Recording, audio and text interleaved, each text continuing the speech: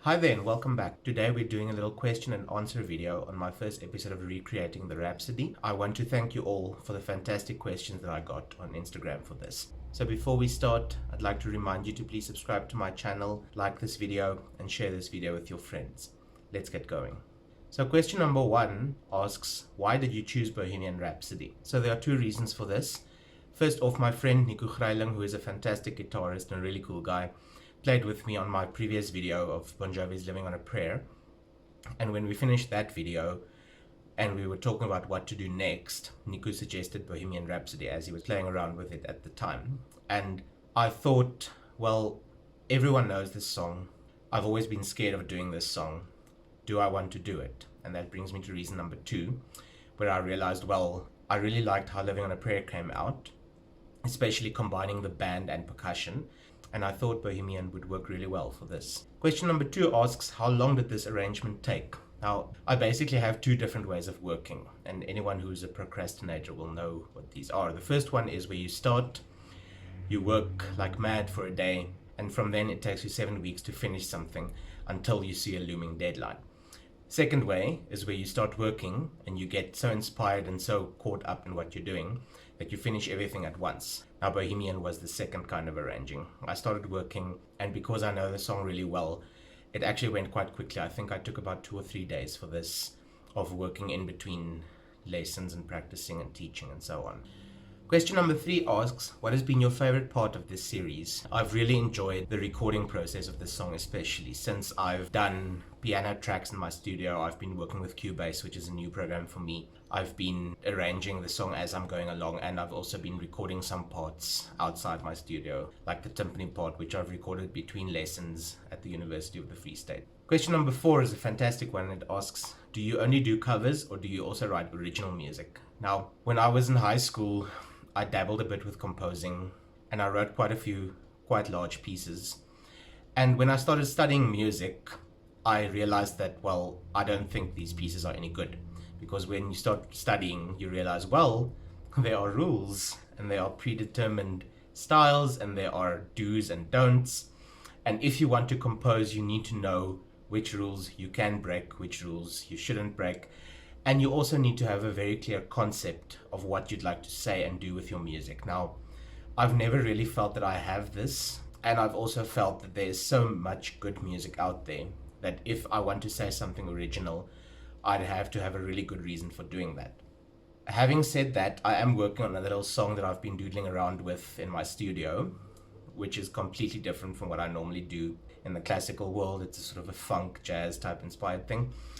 And I will be releasing that song quite soon once I've finished working on it. It's really cheesy. It's absolutely nothing original, but it's fun. And I think we need some fun desperately in these times. Question number 5. What is your favorite instrument used in your arrangement? I enjoyed recording the piano part because it is, point number 1, so well written, and point number 2, quite challenging to get the timing right in a few places. But I also really enjoyed the timpani part. Now, you might have seen my photo on Instagram where I'm posing between my sea of 7 timpani. And when I started doing that, I was planning to use 4 timps, maybe 5. But as I got to the Odeon, our timps were quite badly out of shape from not having been played in a while. And I added one and I added another and eventually got to 7 timps.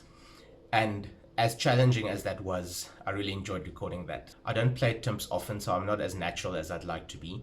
But I really enjoyed that one, and it sounds quite cool in the final mix. Question number 6 asks, isn't it intimidating to do a cover of such a well-known song? And the answer is absolutely yes, 100%. As I mentioned when I was talking about composition, I find it really difficult to get myself to a point where I can say this idea is well thought out and it is something that I enjoy and it is something that people might enjoy. But I think my arrangement brings enough new elements to make it something fun to do and something fun to watch and to listen to. Question number 7 is a fantastic question asking, what is your favorite part of recording? My favorite part of recording is learning. Now, just a bit of background. Before our lockdown started, I had never in my life before worked with Cubase. I'd never recorded myself, at least in a sort of serious way, for people to hear. And learning how to do this figuring it out, seeing what works, what doesn't, what can I do with the equipment I have. That's been really fun. I must also at this point mention my good friend John Smith, who's been a brilliant teacher and a really cool friend in helping me to learn Cubase, learning mixing, learning recording, and has helped in making this something that I'd really like to make part of my career in the future. Question number 8. What is your favorite part of the song and what was your favorite part to record? Both of these have the same answer, the opera section going to the rock section. I just love how in this song, that is where the wheels start falling off the cart and everything descends into complete and total utter madness. And arranging that, recording it, and playing it has been really, really fun. I've enjoyed that a lot. Second last question. What are you planning to do for episode 3? Now, episode 3 is going to be on the recording process, and I'm going to take you through my home studio, my setup that I have at the moment, how I use that, how I record, what program I use, and bringing you along as I record the final few parts that I need for my bit of this song. Last question. Are you going to do more things like this, or is this series just a one-time thing? I'd love to do more of these.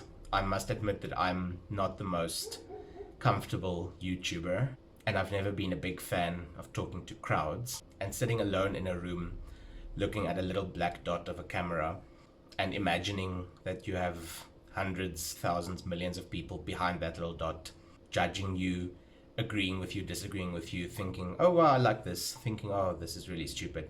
That's quite intimidating, but I really like doing this. What I would like to do on this channel in the future is do some easy tutorials on some fun songs, making music easier for people to play, and making music more fun. The one thing I've realized in my years as a teacher especially is that so many people have forgotten that music is supposed to be fun. Music is something that we all started, hopefully, because we enjoy music, we love music, and we like being creative. So I'd really love to bring that in.